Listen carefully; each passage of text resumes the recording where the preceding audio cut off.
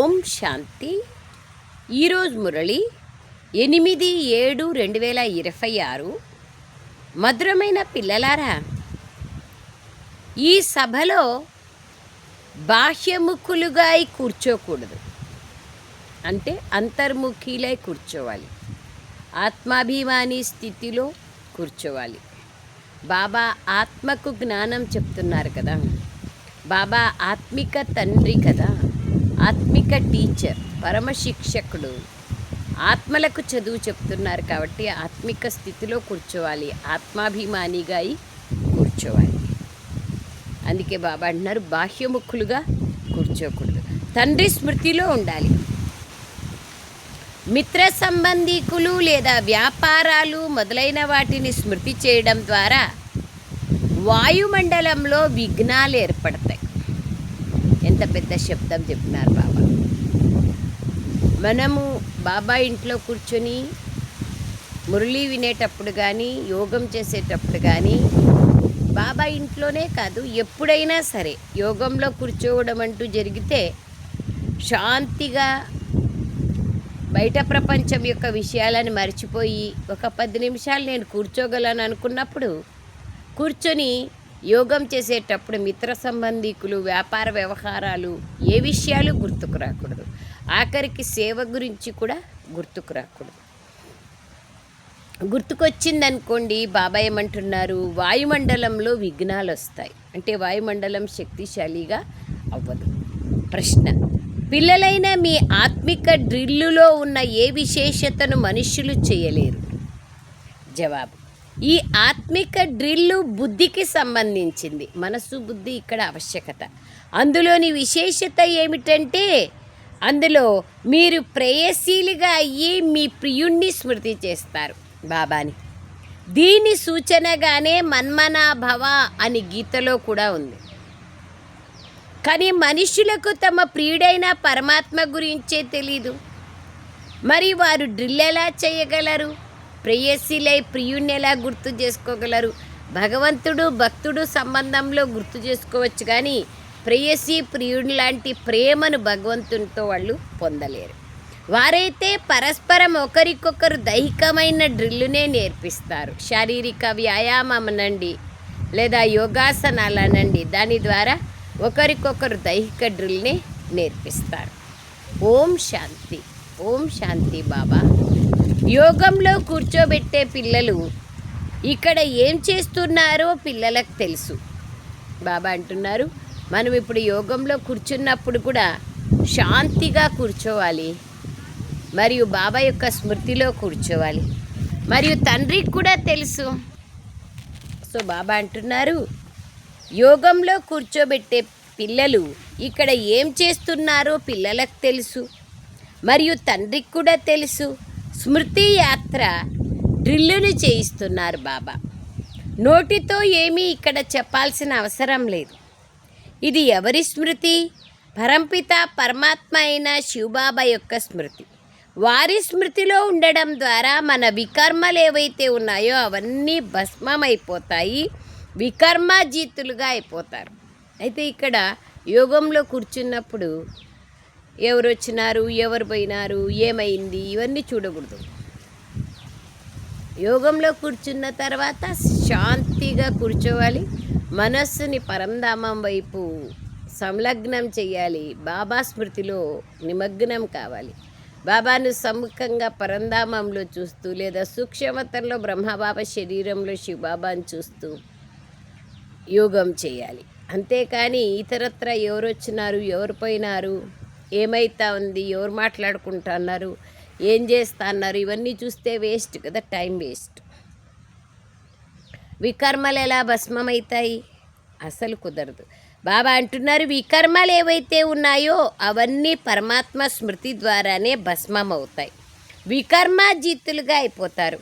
ఎవరు ఎంతగా స్మృతి యాత్రలో ఉంటారో అంత వికర్మ విజేతలుగా అవుతారు. ఇది ఆత్మిక డ్రిల్ కానీ శారీరక డ్రిల్ కాదు. ఇక్కడ పద్మాసనమే వేసుకొని కూర్చోవాలి లేదా వజ్రాసనంలో కూర్చోవాలి అనే ప్రశ్న లేదు. శారీరక డ్రిల్ని అందరు చేయలేరు కదా.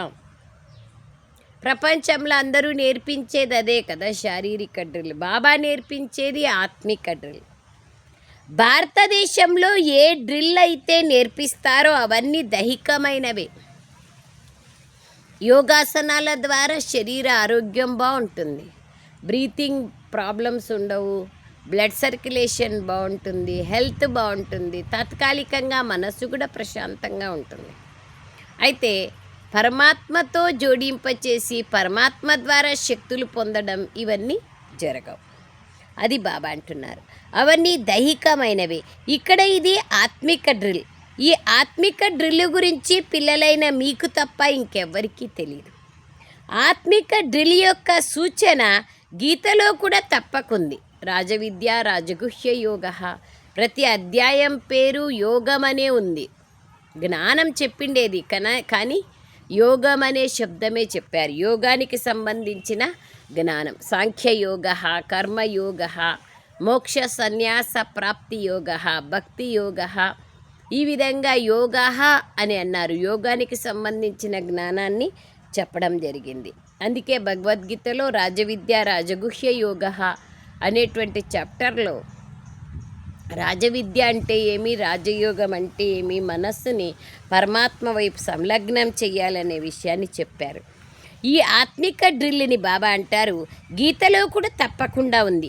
భగవాన్ వాచ లేదా భగవంతుని పిల్లల వాచ కూడా ఉంది. కృష్ణ భగవాన్ వాచ అని, అర్జున వాచ. మీరిప్పుడు భగవంతుడైన శివబాబా పిల్లలుగా అయ్యారు కదా, నన్నొక్కడినే స్మృతి చెయ్యండి అనే ఆజ్ఞ పిల్లలకు లభించింది. బాబా కూడా డ్రిల్ నేర్పిస్తారు, అలాగే పిల్లలు కూడా ఇదే డ్రిల్ నేర్పిస్తారు. కల్పపూర్వం కూడా బాబా తండ్రినైనా నన్నొక్కడినే స్మృతి చెయ్యండి అని చెప్పారు. ఇందులో గడియ చెప్పాల్సిన అవసరం లేదు, కానీ చెప్పాల్సి వస్తోంది. మర్చిపోతాము, ఎక్కడెక్కడో ధ్యాస ఉంటుంది, కాబట్టి బాబాకు చెప్పాల్సిన అవసరం పడుతుంది. బాబా అంటున్నారు వాస్తవంగా చెప్పాల్సిన పని లేదు, చెప్పాల్సి వస్తుంది. ఇక్కడే కూర్చొని ఎవరైనా తమ మిత్ర సంబంధీకులు, వ్యాపార వ్యవహారాలు మొదలైన వాటిని స్మృతి చేస్తూ ఉంటే వీరు వాయుమండలంలో విఘ్నాలు కలిగిస్తారు అంటారు బాబా. ఇక్కడికి వచ్చినా కూడా సెల్ ఫోన్లు ఆన్లో పెట్టుకుంటారు, రింగులు వస్తూనే ఉంటాయి, మధ్యలో లేచిపోయి మాట్లాడుతూనే ఉంటారు. ఇది ఏమి యోగం చెప్పండి? ఏమి జ్ఞానం వింటున్నారు? ఏమి యోగం? సెల్ ఫోన్లు లోపలికి తీసుకురానే కూడదు సేవా కేంద్రాల్లోకి. ఎందుకంటే కనీసం కొంచెం సేపు కూర్చున్న హాఫ్ అన్ అవర్ అయినా వ్యాసంగాల నుంచి బుద్ధిని దూరం చేసుకోవాలి కదా, అప్పుడే ఈజీ అవుతుంది. వాయుమండలంలో విఘ్నాలు కలిగిస్తారు. ఆ విధంగా వ్యాపార వ్యవహారాల గురించి మాట్లాడుతూ ఉంటే బాబా ఇంట్లో వాయుమండలం చెడిపోతుంది కదా. ఇక్కడ మీరు కూర్చున్నారు, నడుస్తూ తిరుగుతూ కర్మలు చేస్తూ కూడా స్మృతిలోనే ఉండాలి. ప్రేయసి ప్రియులు ఒకరినొకరు స్మృతి చేసుకుంటారు. వారిది దైహిక స్మృతి, మీది ఆత్మికమైన స్మృతి. ఆత్మలు భక్తి మార్గంలో కూడా ప్రియుడైన పరంపిత పరమాత్మకు ప్రేయసీలుగా అవుతారు. కానీ ఆ ప్రియుని గురించి తెలియదు. పరమాత్మ ప్రియుడు అనే విషయమే ఎవరికీ తెలియదు. భగవంతుడు తండ్రి అనే రూపంలో జ్ఞాపకం చేసుకుంటారే కానీ ఎవరైనా ప్రియుడు అనే రూపంలో గుర్తు చేసుకోలేరు. అంటే దైహికమైన సంబంధం అనుకుంటారు, కానీ బాబా ఇక్కడ చెప్పేది ఆత్మకు సర్వ సంబంధాల ప్రేమ ఒక్క బాబాతోనే కదా. బాబాతో ప్రియుని సంబంధం ఉంది. బాబాతో ఏ సంబంధం లేకపోయినా ఆ సంబంధం బయట శారీరక సంబంధం మనల్ని ఆకర్షిస్తుంది. అందుకే బాబా ఇక్కడ అంటున్నారు ప్రియుడైన తండ్రి వచ్చారు. ఇప్పుడు భక్తి మార్గం నుండి ఆత్మలు ప్రేయసీలుగా అయ్యారు. ఇది ఆత్మలు మరియు పరమాత్మల విషయం. ప్రేయసీలైన మీరు ప్రియుణ్ణైన నన్ను తండ్రి రండి అని స్మృతి చేశారు. మీరొచ్చి మమ్మల్ని దుఃఖాల నుండి విముక్తులుగా చేయండి, మీతో పాటు శాంతిధామంలోకి తీసుకెళ్ళండి అని పిలుస్తారు. ఇప్పుడు ఇది దుఃఖధామం, అది సుఖధామం. మృత్యులోకం వినాశం కావాల్సి ఉంది, ఇది మీకు తెలుసు. అమరలోకం జిందాబాద్, మృత్యులోకం ముర్దాబాద్. ఇప్పుడు మీరు బ్రాహ్మణ పిల్లలుగా అయ్యారు. మీలో కూడా నంబర్ వార్ పురుషార్థానుసారంగా ఉన్నారు. బ్రాహ్మణులుగాను నంబర్ వార్ పురుషార్థానుసారంగా పురుషార్థం చేసే దాంట్లో కూడా నంబర్ వార్గా ఉన్నాం. ఇప్పుడు మేము నరకవాసుల నుండి స్వర్గవాసులుగా 21 జన్మల కోసం అవుతామని పిల్లలైన మీకు పూర్తి నిశ్చయం ఉంది. ఎవరైనా శరీరం వదిలితే స్వర్గస్థులైనారు అంటారు, కానీ ఎంతకాలం కోసం స్వర్గస్థులుగా అయ్యారనేది ఎవరికీ తెలియదు. ఇప్పుడు మీరు స్వర్గవాసీలుగా అయ్యేందుకు పురుషార్థం చేస్తున్నారు. ఈ నిశ్చయం ఎవరు కలిగిస్తారు? తాను గీతా భగవంతుడు, కానీ తాను ఒక్క నిరాకారుడే. అతడు వచ్చి ఎలా నేర్పించగలడు అని మనుష్యులు భావిస్తారు. తండ్రి గురించి తెలియని కారణంగా డ్రామా అనుసారంగా పొరపాటున కృష్ణుని పేరు రాసేస్తున్నారు. ఈ సమయంలో కృష్ణుడు మరియు శివుని సంబంధం సమీపంగా ఉంది. శివ జయంతి సంగమయుగంలోనే జరుగుతుంది. ఎందుకంటే సంగమయుగంలోనే శివుడు వస్తారు కదా, మనల్ని ముక్తి చేస్తారు. కాబట్టి శివ జయంతిని సంగమయుగంలోనే ఆచరిస్తాం. దాన్ని బాబా అంటున్నారు. అయితే బయట భక్తి మార్గంలో కూడా ఆచరిస్తారు, కానీ శివుడు వచ్చినారనే విషయం వాళ్లకు తెలియదు. మళ్ళీ రేపు కృష్ణ జయంతి వస్తుంది. మాఘమాసంలో శివ జయంతి అయితే శ్రావణ మాసంలో కృష్ణ జయంతి వస్తుంది.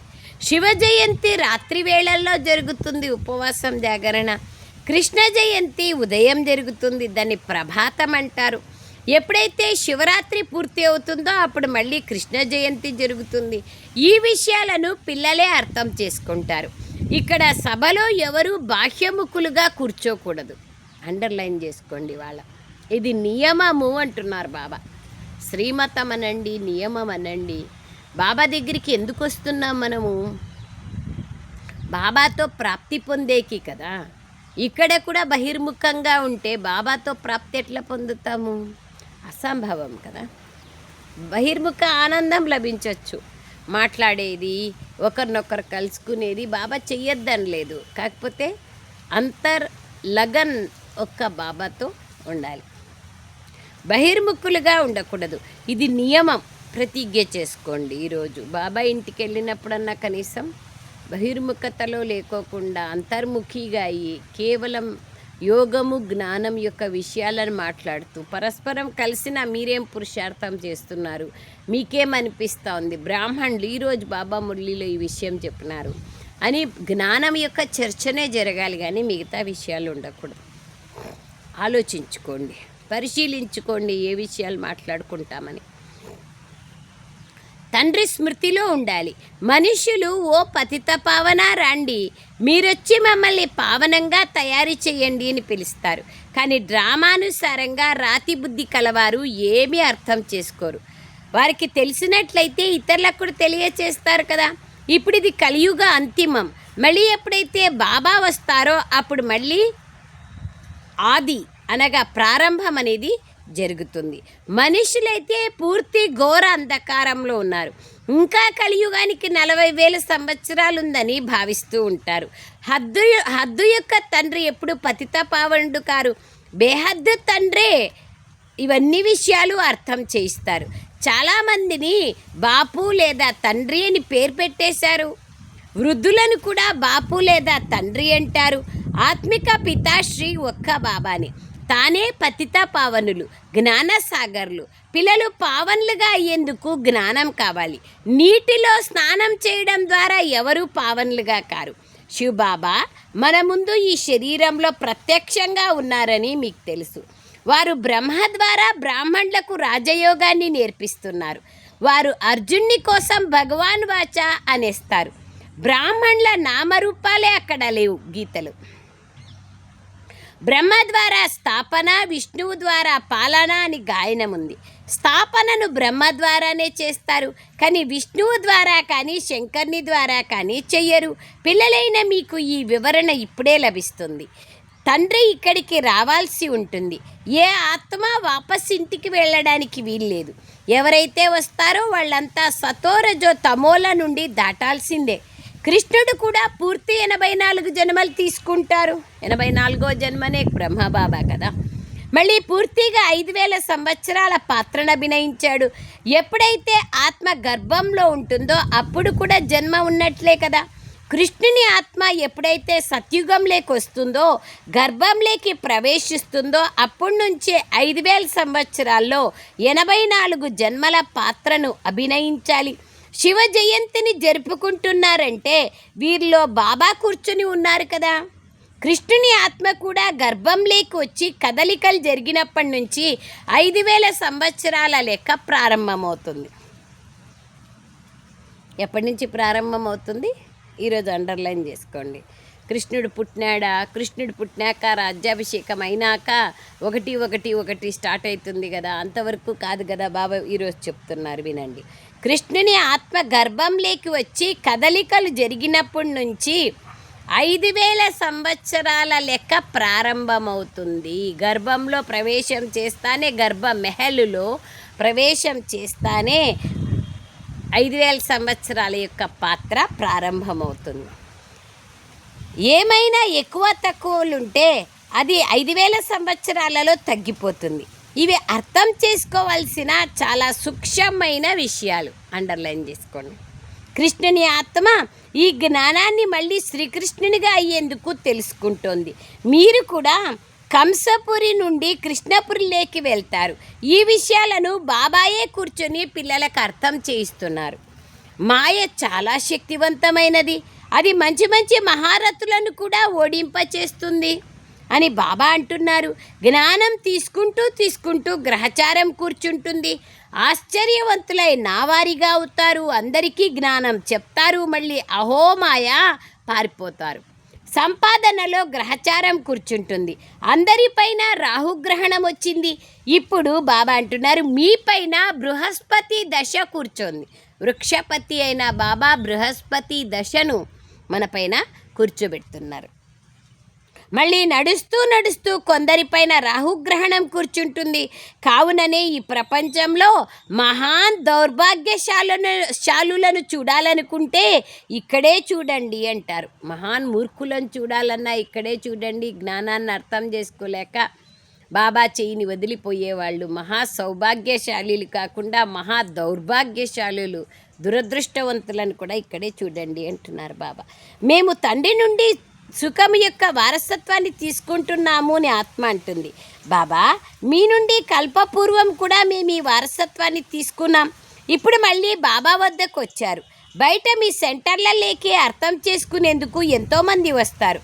ఇక్కడ ఇది ఇంద్రసభ. ఇంద్రుడు శివబాబాయే కదా. అక్కడ ఇంద్రుడు దేవతలకు రాజని చూపించినారు.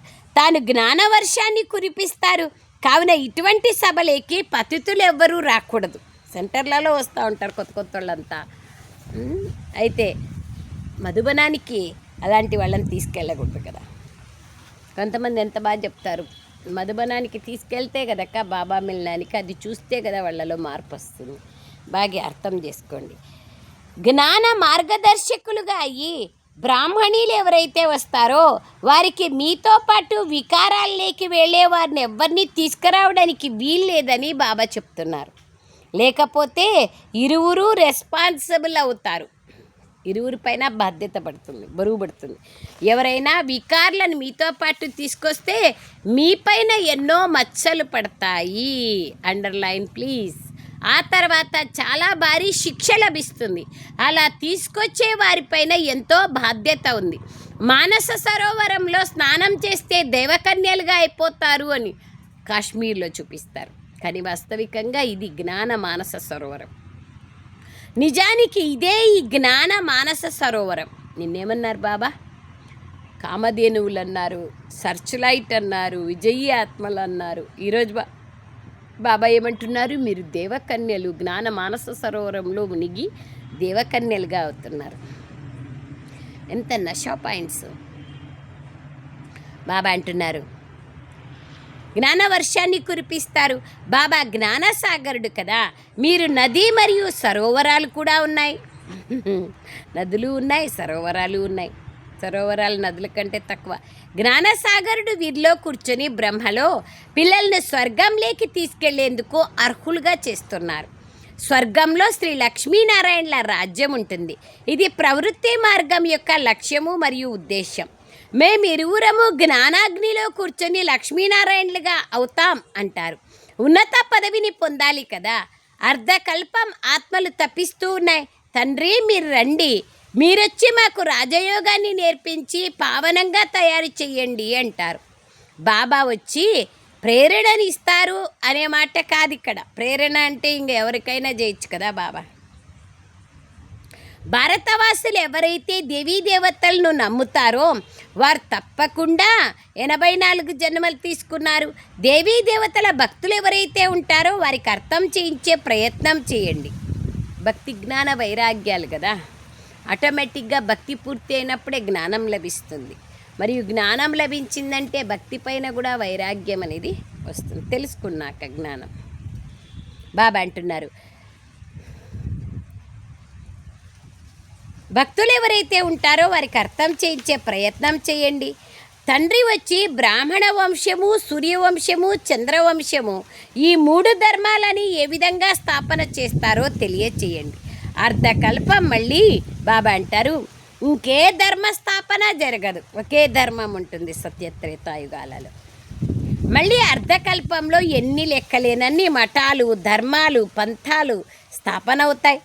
అర్ధకల్పంలో ఒకే ధర్మం ఉంటుంది, అది కూడా సంగమ యుగంలో భవిష్యత్ కోసం. రాజధాని స్థాపన బాబా వచ్చి చేస్తున్నారు. వాళ్ళందరూ పాత ప్రపంచంలోనే తమ ధర్మస్థాపనం చేసుకుంటారు. ఇక్కడ తండ్రి అర్ధకల్పం కోసం ఒకే ధర్మం యొక్క స్థాపన చేస్తున్నారు. ఇంకెవరిలోనూ శక్తి లేదు. తండ్రి మిమ్మల్ని తమవారిగా చేసుకొని సూర్యవంశీయులుగా, చంద్రవంశీయులుగా చేసి మిగిలిన వాళ్ళందరినీ వినాశం చేయించేస్తారు. ఇప్పుడు ఆత్మలు శాంతిలోకి వెళ్ళిపోతాయి, మీరు సుఖంలోకి వస్తారు, సత్యుగంలోకి. ఆ సమయంలో భగవంతుడు స్మృతి చేసేందుకు దుఃఖం అంటూ ఏమీ ఉండదు సత్యుగంలో. ఈ జ్ఞానం కూడా మీ బుద్ధిలో ఉంది. జ్ఞాన సాగరుడైన తండ్రి మనకు జ్ఞానాన్ని ఇస్తున్నారని మీకు తెలుసు. సాగరం అయితే ఒక్కటే ఉంటుంది. మీరు స్వయంని సాగరంగా పిలుచుకోలేరు, మీరు వారికి సహాయకులుగా అవుతారు. కావున మీరు జ్ఞాన గంగలు. ఏమన్నారు ఇందాక? జ్ఞాన మానస సరోవరంలో మునిగేటువంటి దేవకన్యలు. ఇప్పుడేమంటున్నారు? మీరు జ్ఞాన గంగలు. జ్ఞాన గంగల పనేమి? జ్ఞానాన్ని ఇవ్వడం కదా. మిగిలినవన్నీ నీటి నదులు మాత్రమే. సాగరుణ్ణైన నా పిల్లలకు మీరు కామాగ్నిలో కూర్చొని కాలిపోయినారు అనగా పతితులుగా అయిపోయినారని బాబా చెప్తున్నారు. ఇప్పుడు మళ్ళీ నన్ను స్మృతి చేస్తే మీరు పావనులుగా అవుతారు. ఈ సృష్టి చక్రం యొక్క ఆయుష్ 5000 సంవత్సరాలు. ఇది కూడా ఎవరికీ తెలీదు. సృష్టి చక్రం పూర్తిగా 4 భాగాలలో ఉంది. ఈ సంగమ యుగము కళ్యాణకారి సంగమ యుగం. దీన్ని కుంభమేళ అంటారు. మేళని కుంభమని అంటారు, అంటే కలయిక. నది వచ్చి సాగరంలో కలుస్తుంది. గంగా, యమున, సరస్వతి. సరస్వతి కనపడదు అని చెప్తారు. బ్రహ్మపుత్ర నది కనపడదు అంటారు. ఆత్మ వచ్చి పరమాత్మతో కలుసుకుంటుంది. దీన్నే కుంభము లేదా కలయిక అంటారు. ఆత్మ మరియు పరమాత్మల మిలనాన్ని కూడా మీరు చూస్తారు. మనం అనుభవం చేస్తున్నాం కదా, చూసేదేమి. మీరు పరస్పరం కలుసుకుంటారు, సెమినార్ జరుపుతారు. దాన్ని కుంభం అన్నారు. నదులు కలిసే జాగాన్ని కుంభం అన్నారు. నదులు సాగరంలో కలిసే స్థానాన్ని కుంభం అంటారు. సాగరం అయితే తమ స్థానంలోనే ఉంటుంది. ఈ శరీరంలో శివబాబా ఉన్నారు కదా, సాగరుడు. ఇతడి తనువు ఎక్కడ ఉంటుందో అక్కడ జ్ఞాన సాగరుడు ఉంటారు. జ్ఞాన నదులైన మీరు పరస్పరం కలుసుకుంటారు. నదులు చిన్నగా పెద్దగా ఉంటాయి. స్నానం చేసేందుకు వాటి వద్దకు వెళ్తారు. గంగా, యమున, సరస్వతి మొదలైనవైతే ఉండనే ఉన్నాయి జీవనదులు. యమునా నది తీరమైన ఢిల్లీ స్వర్గంగా, కృష్ణపురిగా ఉంటుంది. ఢిల్లీ ఫరిస్తాన్గా ఉండేది. అప్పుడు లక్ష్మీనారాయణల రాజ్యం ఉండేది. అంతేకాని కృష్ణుని రాజ్యం ఉండేది అన్నారు. చూడండి ఎంత బాగా చెప్తారు. లక్ష్మీనారాయణల రాజ్యం ఉండేది అంటారు, కానీ కృష్ణుని రాజ్యం ఉండేది అన్నారు. ఎందుకు? కృష్ణుడు రాజ్యం చేయరు. అక్కడ కూడా చూపిస్తారు, బలరాముడు రాజ్యం చేస్తున్నారు కానీ కృష్ణుడు రాజ్యం చేయలే. ఎన్ని విషయాలు అర్థం చేసుకునేట్టు ఉన్నాయి.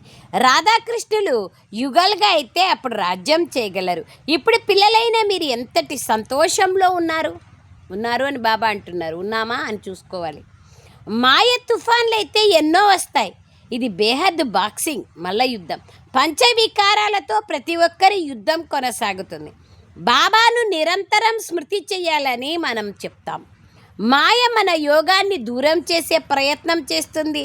పరమాత్మ తన వైపుకు లాక్కుంటే మాయ తన వైపుకు లాక్కుంటుంది. ఇది కూడా ఆట చూపిస్తారు కదా. ఇటువంటి నాటకాన్ని కూడా ఒకటి తయారు చేస్తున్నారు. మధ్యలో మనం ఉన్నాం కదా. బాబా లాక్కునేది మాయ లాక్కునేది కాదు, మనలోని వికారాలే మాయ కదా. సినిమాల ఫ్యాషన్ ఇప్పుడే వెలువడింది. డ్రామానుసారంగా మీరు ఈ సినిమాల పైన అర్థం చేయించడం కూడా జరుగుతుంది. నాటకంలో మార్పులు జరిగే అవకాశం ఉంది.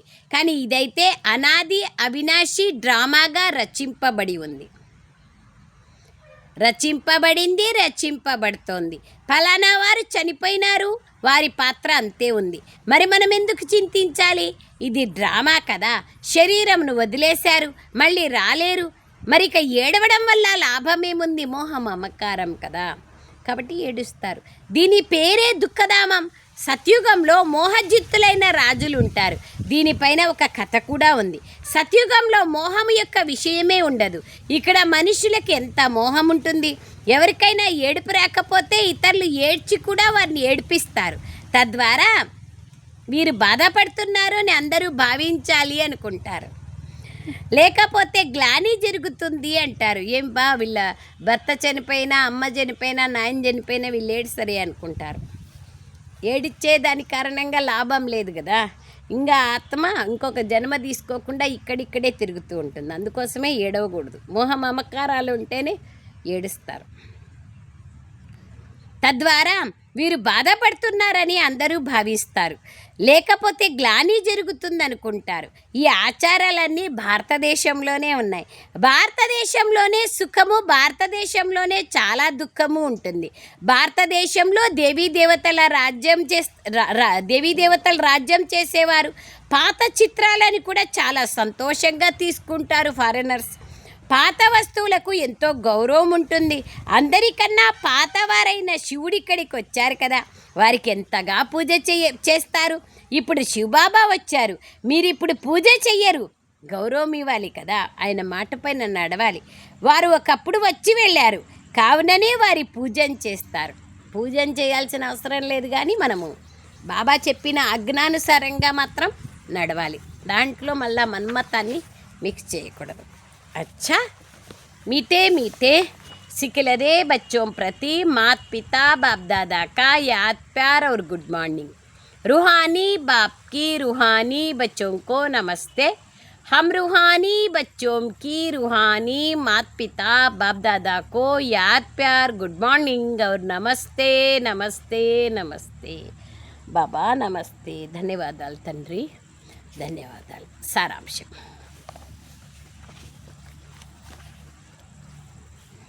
డ్రామా జ్ఞానాన్ని బుద్ధిలో ఉంచుకొని నిశ్చింతులుగా ఉండాలి. ఏ విధమైన చింత చెయ్యకూడదు. ఎందుకంటే ఇదంతా రచింపబడి ఉన్న డ్రామా అని మీకు తెలుసు. కావున నిర్మోహులుగా కావాలి. సెకండ్ పాయింట్,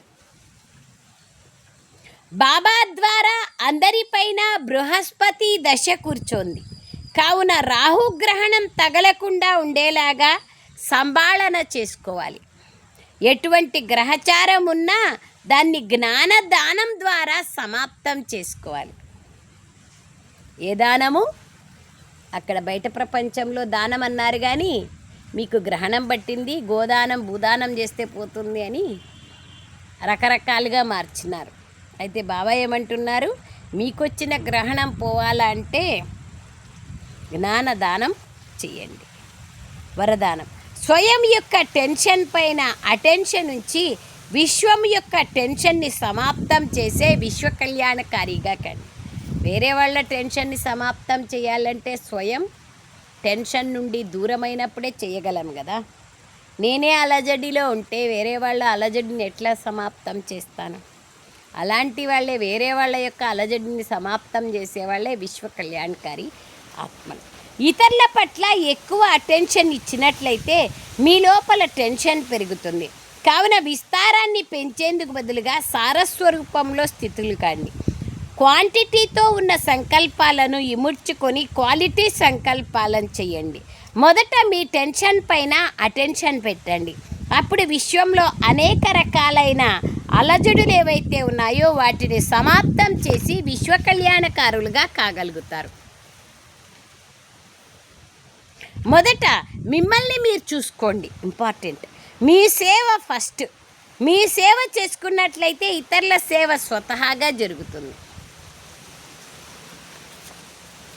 ఇతరుల సేవ చేస్తే మీ సేవ జరుగుతుంది, మీ సేవ చేస్తే ఇతరుల సేవ జరుగుతుంది. రెండింటికి లింక్ ఉంది. స్లోగన్: యోగమును అనుభవం చేసుకోవాలంటే దృఢతా శక్తి ద్వారా మనస్సుని కంట్రోల్ చేసుకోండి. దృఢత్వం ఉంటేనే మనసు కంట్రోల్ లేకొస్తుంది. అవ్యక్త ప్రేరణ: జ్వాలాస్వరూప స్థితిలో ఉంటూ శక్తిశాలి స్మృతిని అనుభవం చేయండి. స్థాపనకు నిమిత్తులుగా అయిన మీరు ఎంత జ్వాలాస్వరూపులుగా అవుతారో అంతే వినాశపు జ్వాల ప్రత్యక్షమవుతుంది. సంఘటన రూపంలో జ్వాలాస్వరూప స్థితి విశ్వ వినాశక కార్యానికి సహయోగం చేస్తుంది. ఇందుకోసం ప్రతి సేవా కేంద్రంలో విశేష యోగా ప్రోగ్రాంలు జరుగుతూ ఉంటే వినాశ జ్వాల ప్రజ్వలితమవుతుంది. యోగాగ్ని ద్వారా వినాశానికి చెందిన అగ్ని ప్రజ్వలితమవుతుంది. జ్వాల ద్వారా జ్వాల ప్రజ్వలితమవుతుంది. చూడండి బాబా ఎంత బాగా చెప్తున్నారు. సేవా కేంద్రాలలో యోగం యొక్క ప్రోగ్రాములు చేయండి. యోగం యొక్క ప్రోగ్రాం పెడితే ఒక్కరు కూడా రాకపోతే ఏం చేస్తాం? చేసేకే కుదరదు కదా. సో మనము ఆలోచించుకొని మనకు మనమే ప్రోగ్రాంలు చేసుకోవాలి. ఓం శాంతి. Thank you Baba, thank you.